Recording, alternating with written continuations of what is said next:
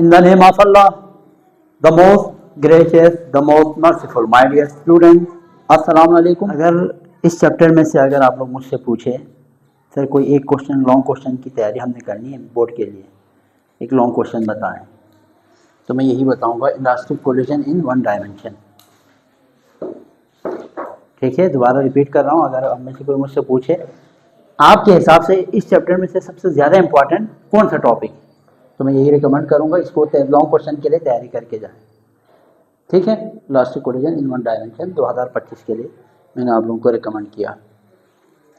सबसे पहले elastic collision है क्या, ये मैंने यहाँ पे लिखा हुआ है, ऐसा कोलिजन जिसमें काइनेटिक एनर्जी और मोमेंटम कंजर्व हो, चेंज ना हो, कांस्टेंट रहे। ठीक है, काइनेटिक एनर्जी में भी कोई ज़ाया ना हो और मोमेंटम भी। एक एग्जांपल के ज़रिए मज़ीद वजाहत करता हूँ इस बात को। देखिए आप गिलास, एक होता है बॉल दीवार पे मार के वापस आना, एक होता है गिलास दीवार पे मार के टूट जाना। गिलास जब आप दीवार पे मार के तोड़ देंगे तो उसमें कुछ एनर्जी ज़ाया हो जाती है, ठीक है, लेकिन बॉल वापस आ जाती है। उसकी अगर कुछ फ्रिक्शन की वजह से अगर एनर्जी लॉस ना हो ना, फ्रिक्शन को अगर आप नेगलेक्ट करें तो उसको कोई एनर्जी ज़ाया नहीं होती।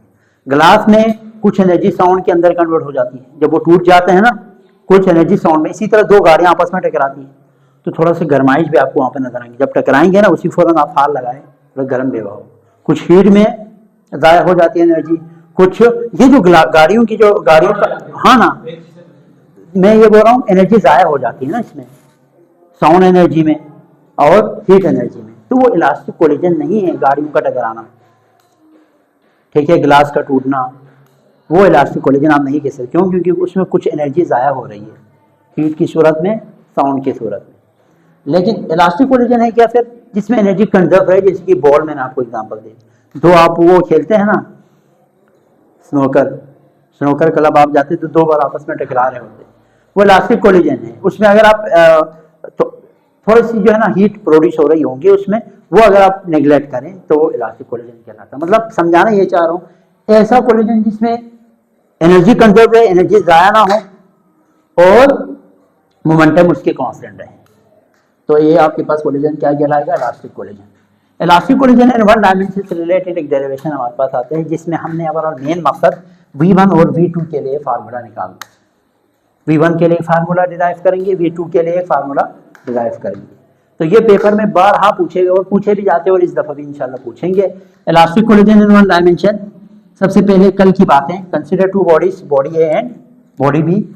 ये बॉडी ए आप कंसीडर करें, ठीक है, जिसकी वेलोसिटी, इनिशियल वेलोसिटी u1, और ये बॉडी बी कंसीडर करें आप, जिसकी इनिशियल वेलोसिटी u2, और इसका मास m1 और इसका मास m2। मूव हो रहे हैं, मैंने यहाँ पे स्पेसिफिक किया है u1 की वेलोसिटी थोड़ी ज़्यादा है u2 से, तो इसको पकड़ेगा, कोलिजन होगा। कोलिजन के बाद क्या होगा, कोलिजन के बाद एक नई वेलोसिटी इसके साथ ये मूव करेंगे। ये जो बॉडी ए है उसकी वेलोसिटी कम हो जाएंगी, इस दफ़ा चेंज होके v1 हो जाएगा, मास m1 ही है लेकिन वेलोसिटी थोड़ी कम हो जाएंगी, लेकिन इसकी बढ़ जाएंगी, ओवरऑल कंजर्व है। ठीक है, ये आप बॉडी भी m2, अच्छा v2, हाँ ना, ट्रांसफर हो गए ना, मतलब ओवरऑल सिस्टम का जो मोमेंटम है वो कंजर्व है। ठीक है, law of conservation of momentum भी यहाँ फॉलो हो रहे होते हैं elastic collision in one dimension के अंदर। अब यहाँ पे सबसे पहला काम जो आपने करना है, according to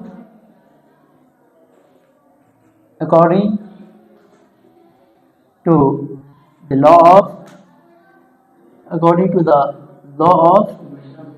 conservation of momentum. कल मैंने जो फार्मूला डिराइव किया था, मैंने बोला था ये आज इतना इंपॉर्टेंट नहीं जितना कल इसके बारे में हम गुफ्तगू करेंगे। तो यही इक्वेशन बार बार इस्तेमाल होंगे। क्या था वो, m1 u1 plus m2 u2, ये किसके बराबर था, m1 v1 plus m2 v2। ठीक है, इसको इक्वेशन 1 नाम देते, आगे इस्तेमाल करेंगे हम।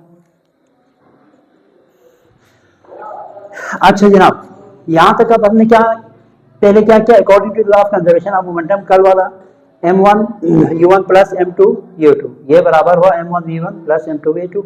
हमने क्या किया, m1 u1 m1 v1 को एक साथ किया, यानी 1 वाले को एक साथ किया और 2 वालों को इसको साइड पे बेच के माइनस करके को साथ।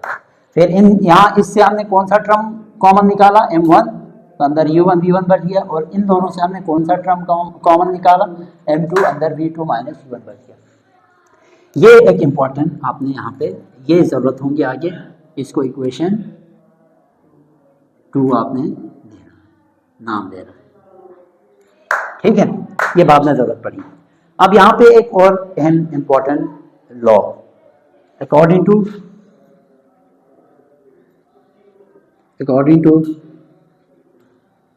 Law of conservation of energy, law of conservation of energy. अब एनर्जी, चूंकि हम काइनेटिक एनर्जी की बात यहाँ पे हो रही है, कोई भी बॉडी मोशन में हो और मूविंग बॉडी के अंदर जो एनर्जी होती है उसको काइनेटिक एनर्जी कहा जाता है, ठीक है। तो law of conservation of energy के मुताबिक अब देखो, इससे इधर क्या कर रहा हूँ मैं, 1/2 m u1 स्क्वायर, ठीक है, थोड़ा सा रिलेट करके लिख रहा हूँ, प्लस 1/2 यहाँ पे m1 m2 u2 square is equal to 1/2 energy टकराने से पहले, काइनेटिक एनर्जी टकराने से पहले, ठीक है। हाँ, एनर्जी का फार्मूला ये है, टकराने से पहले दोनों बॉडीज की एनर्जी ये होंगी काइनेटिक एनर्जी, हाँ, और टकराने के बाद क्या होंगी, हाँ, m1 v1 की स्क्वायर प्लस 1/2 m2 v2 की स्क्वायर, ठीक है। पहला आप काम ये करें कि हाँ ये 1/2 कॉमन ले लें, तो यहाँ पे अंदर m1, हाँ ये भी करेंगे हम पहले,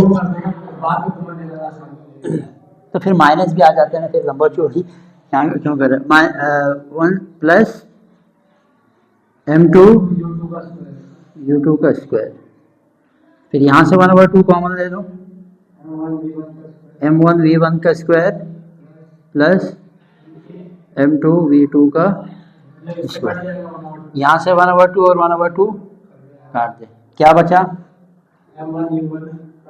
m1 u1 का स्क्वायर प्लस m2 u2 का square is equal to m1 v1 का स्क्वायर प्लस m2 v2 का स्क्वायर।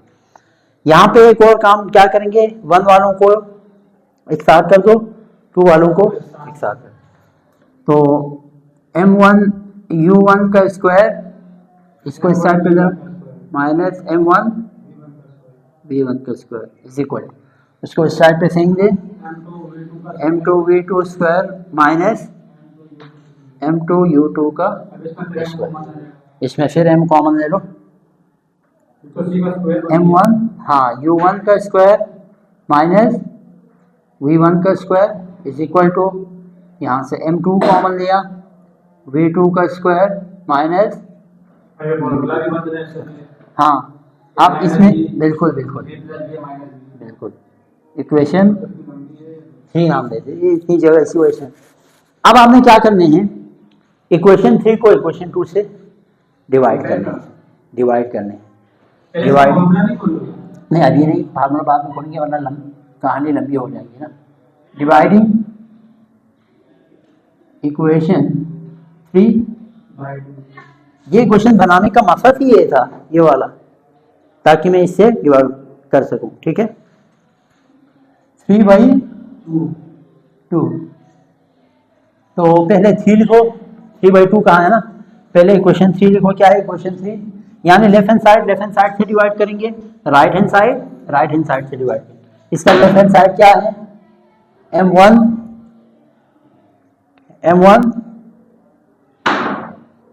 u1 की स्क्वायर माइनस v1 की स्क्वायर इसके नीचे ये वाला आएगा कि डिवाइड कर रहे हैं हम m1 u1 minus v1 is equal to ये वाला लिखें m2 v2 square minus u2 square divided by इधर m2 v2 माइनस u।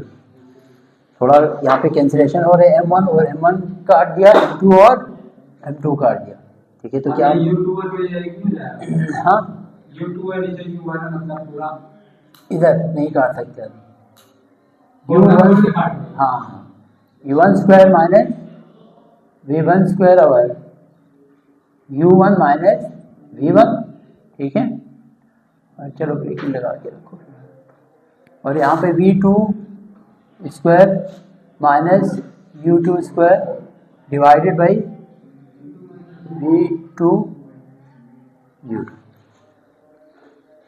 यहाँ पे कोई मसला। अब ऊपर आप a square minus b square ये वाला फार्मूला आप खोलो, ठीक है। तो u1 minus v1 u1 plus v1 divided by u1 minus v1 is equal to v2 क्या है v2 minus u2 v2 plus u2 divided by v2 minus u2, ठीक है। अब देखो माइनस वाला कैंसिल आउट हो रहा है, बचा क्या अब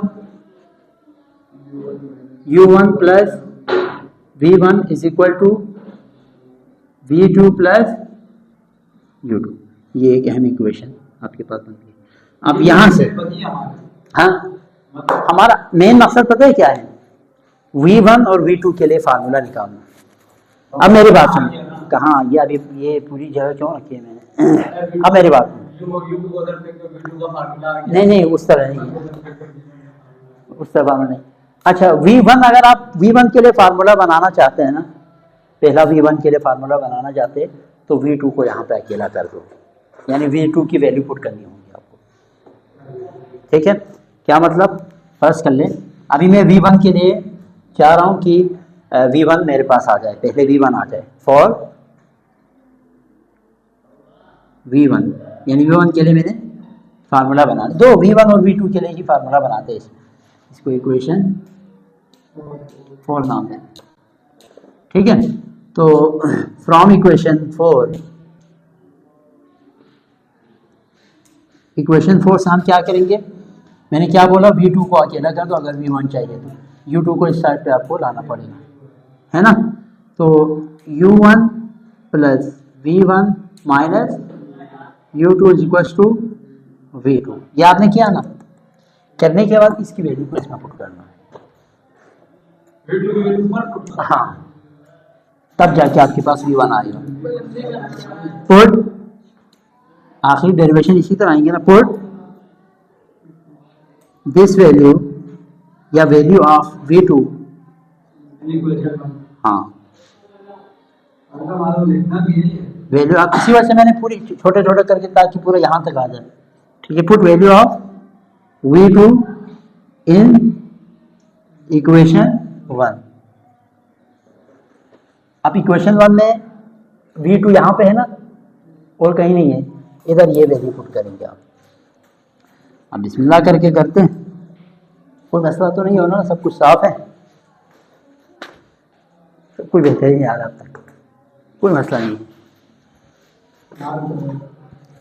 अब देखें m1 थोड़ा छोटा करके लिख रहा हूँ, m1 u1 प्लस m2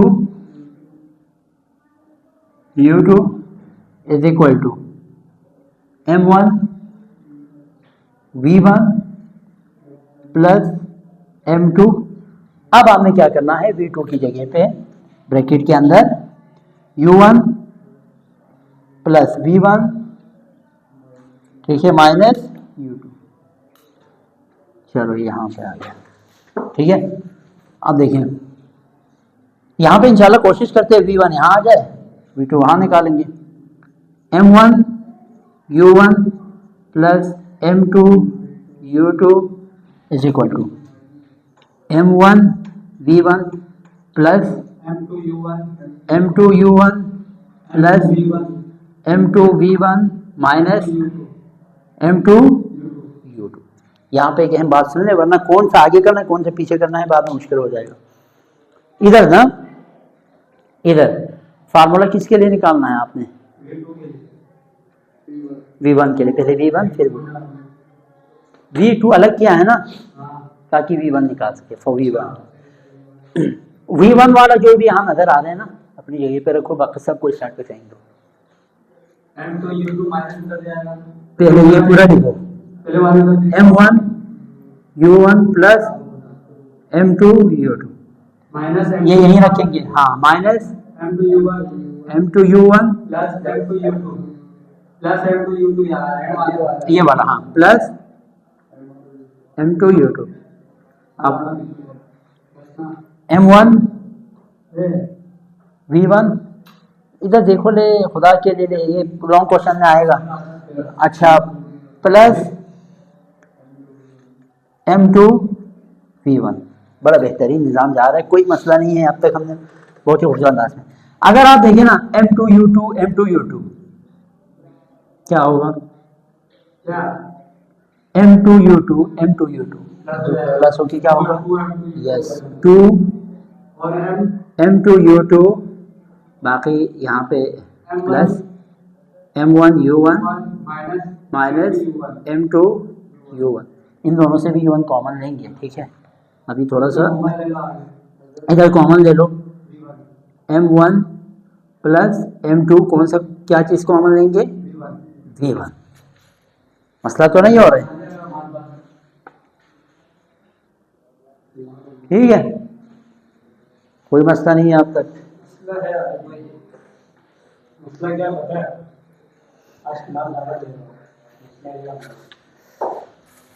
अच्छा जी, अब इसको इस साइड पे भेज देंगे, V1 निकल आया, लेकिन एक काम यहाँ पर भी करो, U1 को कॉमन ले लो। फुल एंड फाइनल फार्मूला देखो यहाँ पे, V1 के लिए फार्मूला आया क्या? 2M2 U2 प्लस U1 आखिर में लिखे तो बेहतर है, M1 minus M2 U1 divided by M1 plus M2 is your final formula for V1। एक काम तो तमाम कर दिया लॉन्ग क्वेश्चन में। हाँ हाँ दूसरा आप निकालो, लेकिन हम ये कंप्लीट तो करें ना, यहाँ कर रहा हूँ, आप लोग निकाले मत, वो तो है आप लोग काबिल है, इसी वजह से तो PH में एडमिशन दिया है ना आप लोगों को। अच्छा जी, अब यहाँ देखें, अब मैंने क्या बोला था इसी फार्मूले में, फ्रॉम फॉर V2 के लिए क्या बोला था मैंने? इक्वेशन 1 से क्या करेंगे हम? इक्वेशन 4 से, फ्रॉम इक्वेशन 4 V1 को अलग करेंगे, तो V1 is equal to U1 इस साइड पर आ जाएगा, तो V2 plus U2 minus U1 ना। तो अब ये वैल्यू V1 की वैल्यू कहाँ पर करने हैं? इक्वेशन 1 में। Put this value in equation 1, ठीक है। अब क्या होगा इक्वेशन 1 में? M1 U1 plus M2 U2 is equal to, ले बताओ मुझे M1 V1 की वैल्यू यहाँ से, V2 साथ दे दे यार इमरान, नहीं तो मसला हो जाएगा, U2 माइनस U1 में मिटा थोड़ी रहा हूँ पूरा, अभी यहाँ पे कंप्लीट होगा U1 और क्या है आगे क्या बचा? Plus M2 V2। क्या किया मैंने, इसकी वैल्यू इस इक्वेशन में यहाँ पुट किया, ठीक है, V1 की जगह पे पुट किया, कोई मसला तो नहीं है ना। अब देखो अंदर मल्टीप्लाई करो, M1 U1 प्लस हाँ M2 U2 is equal to M1 V2 plus M1 U2 minus M1 1 plus M2 V2। आप इसमें V2 को इस साइड पे रखो, बाकी सब उधर फेंक दो। तो M1 U1 plus M2 U2, हाँ ठीक है, यहाँ से M1 U2 minus M1 U2 plus M1 U1, बाकी V2 वाले यहीं रखो। M1 हाँ V2 प्लस M2 V2। आपने तरीके से सुना है ना, और समझाने वाला यहाँ कौन है, फिर आसान लगेगा, वरना किसी और से समझो तो समझ में आएगा आपको। अच्छा, आप यहाँ पे आपने क्या करना है, कौन सा है जो प्लस हो रहा है, M2 U2 है, नहीं इस दफा नहीं है, M1 U1 है, तो 2 M1 U1, इसमें क्या कॉमन ले लूं मैं, M1 U1 plus U2 common आएगा ना, M2 माइनस M1, यहाँ पे कॉमन निकालो, क्या U2 इज इक्वल टू, ये काम हो गया भाई। यहाँ पे क्या M1 प्लस M2 क्या कॉमन निकालेंगे, V2। फाइनल फार्मूला यहाँ पे V2 के लिए क्या बना माय डियर स्टूडेंट्स, ये एज इट इज ऐसे ही लिखे, 2 M1 U1 प्लस, यार हाँ जबरदस्त, 2 M1 U1 प्लस ब्रैकेट के अंदर M2 minus M1 bracket close U2 divided by M1 plus M2। हाँ जी, बस ये है last equation in one dimension में, फुल नंबर मिलेगा इंशाल्लाह। और ये बात ध्यान में रखिए, जिन बच्चों को ये समझ में नहीं आ रहा ये कैसे आ रहा है, तो मैं इस पोर्शन को इधर डिवाइड में लेके आ रहा हूँ, इज इक्वल टू V2 कर रहा हूँ, तो आप इस तरह लिख सकते हैं, आप फर्स्ट ईयर में पहुँचे हो, ठीक है। तो इतना समझना चाहिए आपको माय डियर स्टूडेंट्स। यहाँ पे आज हमारी क्लास ख़त्म हो जाती है।